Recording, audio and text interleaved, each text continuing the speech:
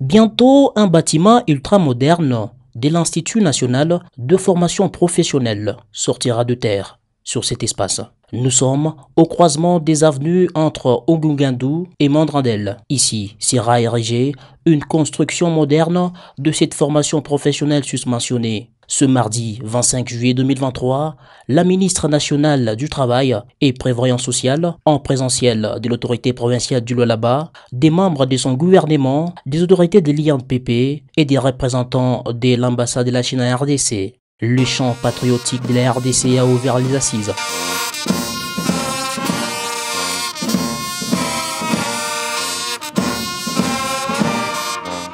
En prélude, le directeur général de l'INPP a confirmé le démarrage effectif des travaux avant de donner justement la structure du pavillon.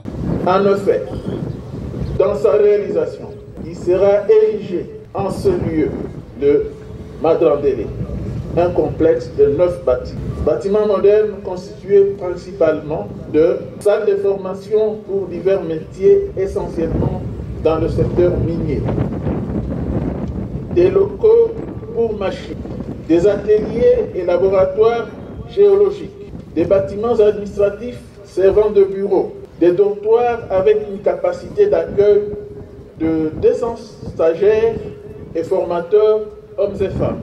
L'entreprise qui va exécuter ces travaux des grands enjeux a, par le biais de son DGA, confirmé déjà le bon déroulement de cette œuvre architecturale tout en félicitant le gouvernement congolais. Fifi Masuka Saini, vice-gouverneur, a quant à elle confirmé l'accompagnement de son gouvernement dans les réalisations de l'INPP. Notre gouvernement provincial a porté essentiellement sur les actions suivantes. L'octroi à l'INPP du terrain qui nous accueille aujourd'hui. La facilitation dans l'obtention des documents administratifs et différentes autorisations. L'accompagnement de l'équipe INPP et l'entreprise de gestion de projets dans les études ainsi que la production de l'avant-projet détaillé.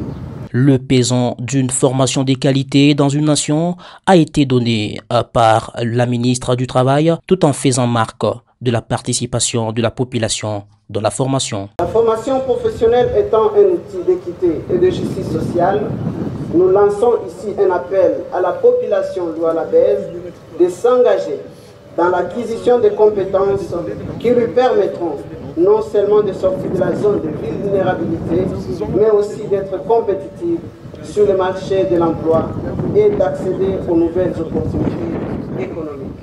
C'était à 13h37 que la première pierre de ces pavillons a été posée par la ministre du Travail.